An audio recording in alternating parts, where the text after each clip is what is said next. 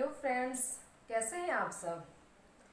अभी doubt free classes में history और ज्योग्राफी दो सब्जेक्ट के वीडियो जो है एक के बाद एक डाले जा रहे हैं। तो हिस्ट्री का एक वीडियो पड़ा था जिसमें हमने गवर्नर जनरल के बारे में आपको बताया गया कि उसमें कब बंगाल का गवर्नर बना, वो कौन था, फिर बंगाल का जो गवर्नर था वो गवर्नर जनरल कब बना। इसी तरीके से वायसराय और फिर गवर्नर जनरल पूरा जो ये कार्यकाल था उन्होंने कैसे क्या परिवर्तन किया गया उसके बारे में हम लोग जाना था। आज हम इस वीडियो के माध्यम से आपको एक एक गवर्नर जनरल के बारे में बताएंगे जो हमारे एग्जाम से क्या होंगे, इम्पॉर्टेंट होंगे। तो हम क्या स्टार्ट करते हैं, इतिहास।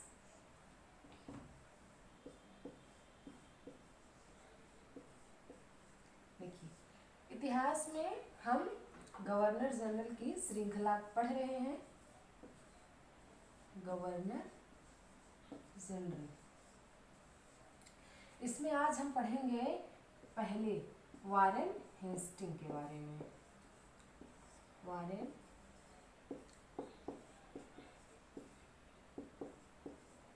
के बारे में, जिसका कार्यकाल कितना था, 1772 से लेके 1785।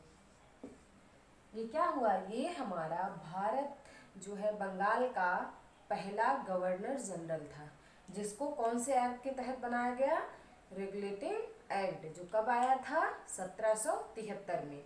इसी तरीके से आपको याद करना है। फिर हम देखते हैं वारेन हेस्टिंग में आने के बाद अपने कार्यकाल में कौन कौन से कार्य किए। तो आते हुए जैसे ये बंगाल का गवर्नर जनरल इसको बनाया गया, इसने पहला अपना काम किया वो ये था, जो बंगाल में द्वैत शासन की प्रथा चल रही थी उसको इसने समाप्त कर दिया। अब ये बात आता है कि द्वैत शासन की प्रथा प्रारंभ किसने की थी बंगाल में, तो किसने प्रारंभ की थी, हमारे लॉर्ड जो हमारे क्लाइव थे उन्होंने प्रारंभ की थी। तो यहाँ हम देखते हैं क्या, ये क्या प्रथा है, द्वैत शासन।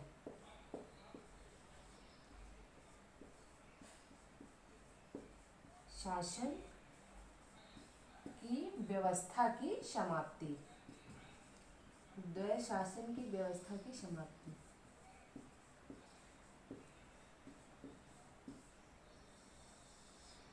अब ये प्रश्न उठता है कि ये द्वैत शासन होता क्या है।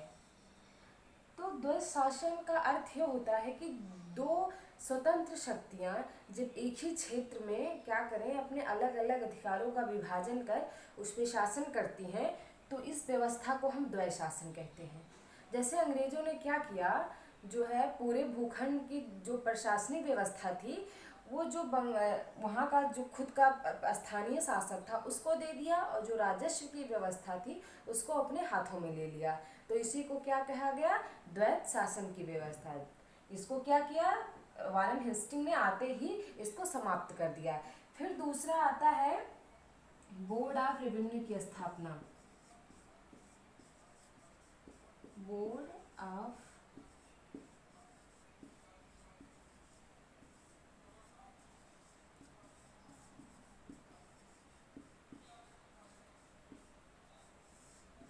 देखिए, भारत तो ऐसा था नहीं कि जब अंग्रेज आए तो बहुत बड़ी औद्योगिक इकाइयाँ हैं स्थापित थी कि वो अपना व्यापार करते जो है यहाँ पे निवेश करते हैं और बहुत ज़्यादा प्रॉफिट लेते। यहाँ हमारी जो रीढ़ की हड्डी थी हमारे राजस्व का, या हमारे सोने की चिड़िया कहे जाने की जो रीढ़ की हड्डी थी वो क्या थी, हमारे प्राकृतिक संसाधन थे। जैसे कृषि हुआ या यहाँ की जो भी तटीय व्यवस्था हुआ करती थी वो थी। तो कृषि ही हमारी सबसे बड़ी व्यवस्था थी यहाँ की। तो क्या हुआ, जब इन्होंने सोचा कि अब बंगाल को हमें यहाँ से ज़्यादा लाभ कमाना है तो क्या किया जाए, इन्होंने एक बोर्ड ऑफ रेवेन्यू की स्थापना की। और क्या किया, उसके अंतर्गत इन्होंने दो भारतीयों को नियुक्त किया और बोला कि कर का जो भी कर हम लगाते हैं उसका आप संग्रह कीजिए पूरे अच्छे तरीके से। और इसी तरीके से दो लोगों को यहाँ पे नियुक्त किया गया। वो कैसे लोग थे, भारतीय लोग थे जो वहाँ के स्थानीय थे। इनका काम क्या था, राजस्व संग्रह करना। ये एक थे मोहम्मद रजा खान, मोहम्मद रजा खान और राजा सिताब राय। राजा सिताब राय, 2 भारतीय की नियुक्ति की। फिर इन्होंने क्या किया, अच्छा चलो अब इन्होंने कर व्यवस्था तो लगा दी। इन्होंने सोचा ठीक है कर व्यवस्था लगा दिया गया, लेकिन भूमि के क्षेत्र में भी वहाँ की कृषि व्यवस्था या जमींदारों से कब कर वसूलना है, कैसे कर वसूला जाए, इसके लिए भी एक नियम प्रणाली का विकास करना होगा। तो उन्होंने ये वारेन हेस्टिंग ने क्या किया, एक व्यवस्था आती है पंचशाला व्यवस्था, नाम सुना होगा, पंचशाला व्यवस्था, पंचशाला व्यवस्था। इस व्यवस्था को ही इजारेदारी व्यवस्था भी कहा गया, इजारेदारी व्यवस्था, पंचशाला व्यवस्था या पंचशाला बंदोबस्त,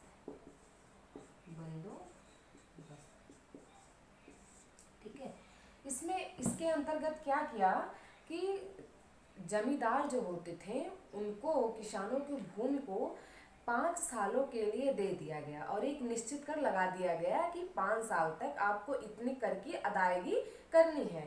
अगर उस बीच कोई भी जमींदार अगर निश्चित समय जो निर्धारित किया जाता था उसके अंतर्गत अगर वो कर जो भी किसानों से वसूल के जमा नहीं करता था तो उसकी जो है जमींदारी वो नीलाम कर दी जाती थी।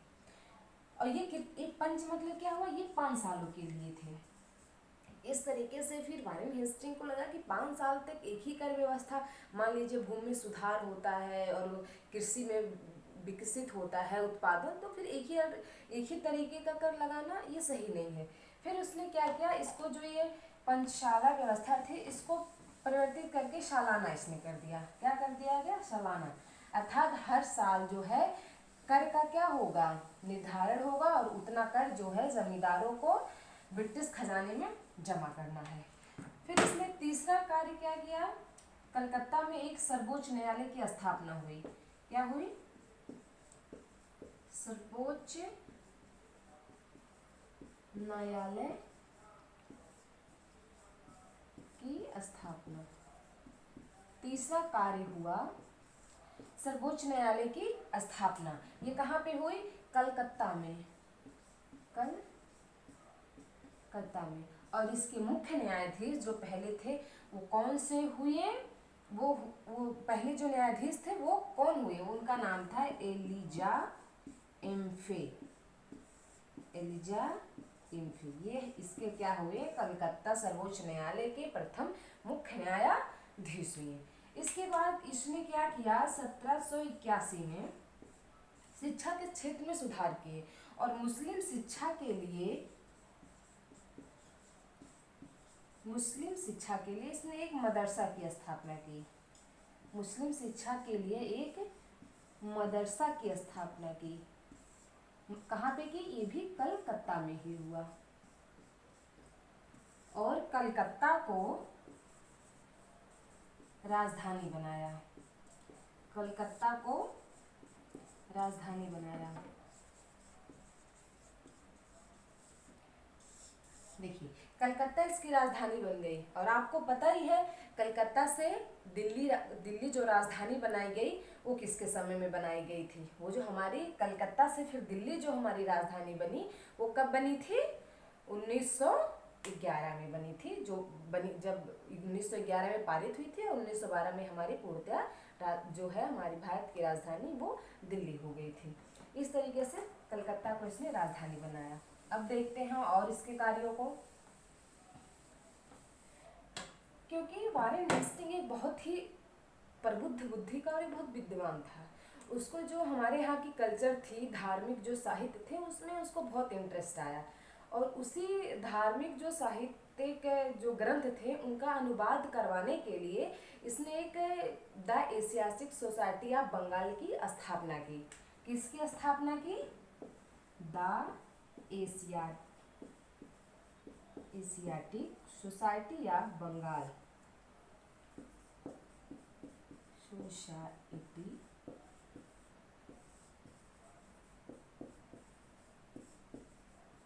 ऑफ बंगाल।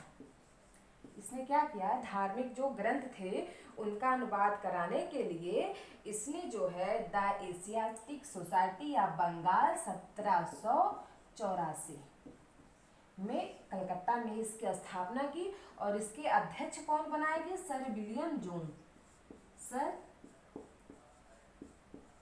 William Jones. और इसका काम क्या था, इस सोसाइटी इस जो हमारी संस्था गठित की गई, धार्मिक ग्रंथों का जो है उसके अंग्रेजी में अनुवाद करवाना, जिससे वह उसको समझ सके और हमारे भारत के कल्चर को वो समझ सके। इसके अंतर्गत जो हमारा गीता, भगवत गीता है, भगवत गीता ये अनुवादित होने वाला पहला ग्रंथ था, जिसका अनुवाद किसने किया था, विलियम कीन्स ने। विलियम कीन्स ने इसका अनुवाद किया था। ये हमारी पहली पुस्तक थी। इस तरीके से जितने भी ग्रंथ हमारे हुए उनका धीरे धीरे अनुवाद किया गया। अब आता है अगला इसका कार्य, इसने क्या किया, इसके ही समय में देखिए जो इलाहाबाद की संधि होती, जो ये अवध की संधि होती है, किसके समय में होती है, अवध की संधि 1775। देखिए अवध की संधि किसके किसके बीच होती है, तो जो अवध का नवाब शुजा-उद-दौला होता है उसकी, और राजा जैद सिंह जो कहाँ के, बनारस के शासक थे, उनके बीच में ये क्या होती है, अवध की संधि थी। तो हम देख लेते हैं, शुजा-उद-दौला प्लस राजा जैद सिंह, देखिए ये क्वेश्चन जो है आपसे डायरेक्ट ही पूछ लेगा कि अवध की संधि जो है वो किसके समय में हुई थी, तो वारेन हेस्टिंग के समय में हुई थी। या पूछ लेता है अवध की जो संधि वो किसके किसके बीच हुई थी, तो शुजा-उद-दौला और राजा जैद सिंह। और जैद सिंह कहाँ के थे उस टाइम, बनारस के थे शासक। और पूछ इसका या तो डेट पूछ सकता है ये कब हुई। तो इस तरीके से जो वारेन हेस्टिंग था इसने इतना कार्य किया। और एक इसने सबसे इम्पॉर्टेंट काम ये किया कि जो मुगल सम्राट थे उनको जो पेंशन दी जाती थी, 26 लाख सालाना जो पेंशन दी जाती थी, जो हमारी कब तय हुई थी, जब इलाहाबाद की संधि हुई थी तब उसके तहत निर्धारित की गई थी, उसको क्या किया इसने, बंद कर दिया। तो इसने क्या किया एक काम और, सम्राट के पेंशन को क्या कर दिया, सम्राट के पेंशन को बंद कर दिया। अब इससे क्या हो जाएगा, मुगल सम्राट हो तो जाहिर सी बात है पेंशन को समाप्त कर दिया, वो इससे असंतुष्ट होगा कि नहीं, बहुत ज़्यादा असंतुष्ट हो जाएगा, समाप्त कर दिया। तो ये वारेन हेस्टिंग के द्वारा किए गए मुख्य कार्य थे। अब इसके बाद हम एक शासक आता है उसके बारे में पढ़ते हैं।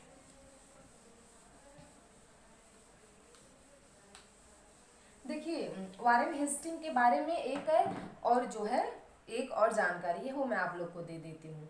वारेन हेस्टिंग एक ऐसा गवर्नर जनरल था जिसके ऊपर ब्रिटिश संसद में इसके ऊपर क्या चला था, महाभियोग चला था। और वो लगाया किसने था, बर्क ने, एक बर्क नामक था व्यक्ति, उसने लगाया था, इसके ऊपर महाभियोग चला था। लेकिन 1 साल तक चला वो प्रथा और क्या हुई, जो है इसको निर्दोष पाया गया और इसे मुक्त कर दिया गया। तो अगर पूछा जाए ऐसा कौन सा गवर्नर जनरल है जिसके ऊपर जो है ब्रिटिश में महाभियोग चला था, वो कौन सा है, हमारा वारेन हेस्टिंग। तो आप इसको ध्यान देंगे। दूसरा आता है लॉर्ड कॉर्नवालिस। इसको तो आप बहुत अच्छे तरीके से ही जानते होंगे। इसका कार्यकाल है 1786 से लेके 1793। देखिए ये इसलिए इम्पॉर्टेंट है क्योंकि इसने पहली बार क्या किया था, भारत में कुछ सुधार करने का सोचा था जो ज़मीनी स्तर पे होता था। इसलिए इसको क्या कहा जाता था, नागरिक सुधार का जनक भी कहा जाता था, क्योंकि इसने ऐसा किया था। और एक काम और सबसे ज़्यादा इसने किया था, वो क्या था, शक्तियों का पृथक्करण। शक्तियों का पृथक्करण।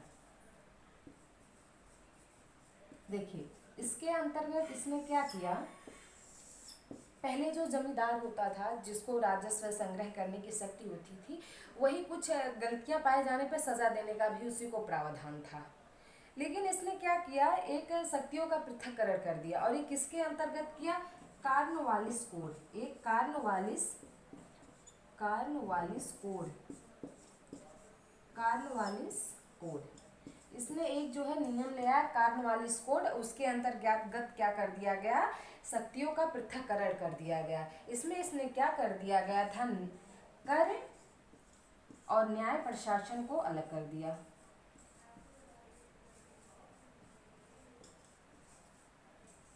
कर और न्याय प्रशासन को दोनों को अलग अलग अधिकारियों के जो है उसके लिए अलग अलग अधिकारियों की नियुक्ति कर दी गई और इसको अलग कर दिया गया। ये किसके अंतर्गत किया गया, कार्नवालिस कोड के अंतर्गत किया गया।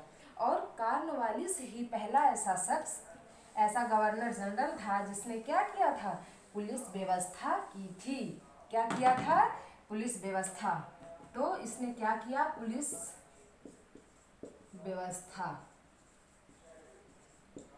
व्यवस्था की, इसलिए इसको क्या कहा जाता था, पुलिस व्यवस्था का जनक। पुलिस व्यवस्था का जनक भी कहा जाता था, क्योंकि इसने क्या किया था, एक जैसे हमारे यहाँ एक थाना होता है, इसने उसी तरीके से उस समय एक थाने की स्थापना की, जिसमें क्या एसईओ जो भी हमारा नियुक्त होता है थानेदार, उसकी नियुक्ति की। तो इसलिए इसे पुलिस व्यवस्था का जनक कहा जाता है। सबसे महत्वपूर्ण काम इसके समय का हुआ वो क्या है, अस्थाई बंदोबस्त। अस्थाई बंदोबस्त ये तो बहुत ही विख्यात है। अस्थाई बंदोबस्त ये कब लाया था, 1793 अपने कार्यकाल के लास्ट जब इसका चल रहा था उसी समय लेके आया अस्थाई बंदोबस्त। इसमें जो इसका सुझाव करता था, किसने ये सुझाव दिया था कि अस्थाई बंदोबस्त जो हमारा सुधार प्रणाली है भूमि से संबंधित उसको लाना चाहिए, वो था सर जॉन शोर।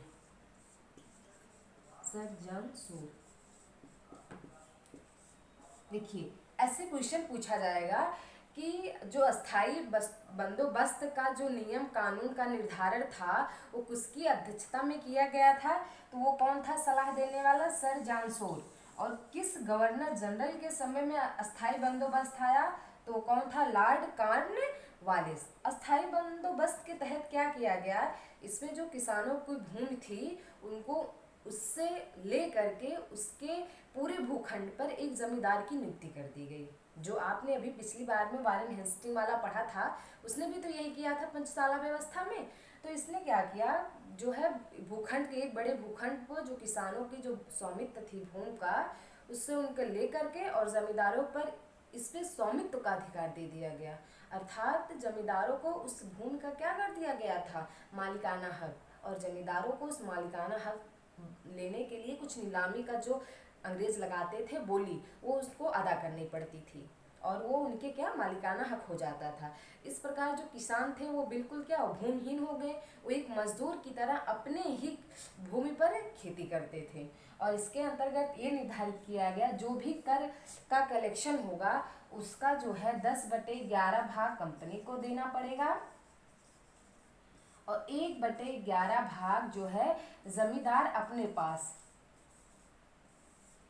अपने पास रखेगा, अपने खर्चे को जो भी उसकी व्यवस्था मेंटेन करने के लिए वो 1/11 रखेगा। तो आप समझ सकते हैं कि मतलब कर का कितना बड़ा भाग कंपनी को मिलता था। इससे क्या हुआ, कंपनी का जो राजस्व था बहुत ही ज़्यादा, उसमें बहुत ही ज़्यादा वृद्धि हुई और इस तरीके से ब्रिटिश लोग बहुत ज़्यादा लालच में आ गए और एक के बाद ज़्यादा से ज़्यादा कर वसूली के लिए जो है भूमि सुधार के लिए एक से बढ़ के एक व्यवस्था को लाने लगे। इसके आगे भी और जो गवर्नर जनरल थे उन्होंने विभिन्न प्रकार की व्यवस्थाएं लाई। देखिए, जो अस्थाई बंदोबस्त है इसको हम चाहे तो एक जगह डिटेल में पढ़ सकते हैं, लेकिन अभी हम क्या पढ़ रहे हैं जो है लॉर्ड कॉर्नवालिस, इसलिए हम इसके बारे में इतना ही पढ़ते हैं। फिर हम भूमि से एक अलग से भूमि सुधार के ऊपर लेके आएंगे और वहाँ पे हम चाहे जागीरदारी प्रथा हुई, चाहे अस्थाई बंदोबस्त होगा, चाहे महलवाड़ी होगा, उसके बारे में हम डिटेल अध्ययन करेंगे। अब इसका एक और कार्य देख लेते हैं। देखिए, क्योंकि इसने क्या किया, नागरिकों की सुविधाओं के लिए कुछ काम किए, जैसे पुलिस व्यवस्था की, और इसने जो है कर को और न्याय को अलग कर दिया गया, इसलिए इसे नागरिक सेवा का भी जनक कहा जाता है। नागरिक सेवा का जनक, क्योंकि ऐसा करने वाला ये पहला गवर्नर जनरल था, इसलिए इसको क्या कहा गया, नागरिक सेवा का जनक भी कहा गया। अब आज के क्लास में यही दो जो है हम गवर्नर जनरल पढ़ेंगे, आगे आप इससे रिवाइज कीजिएगा, फिर हम आगे 2-3 इस तरीके से गवर्नर जनरल लेते रहेंगे।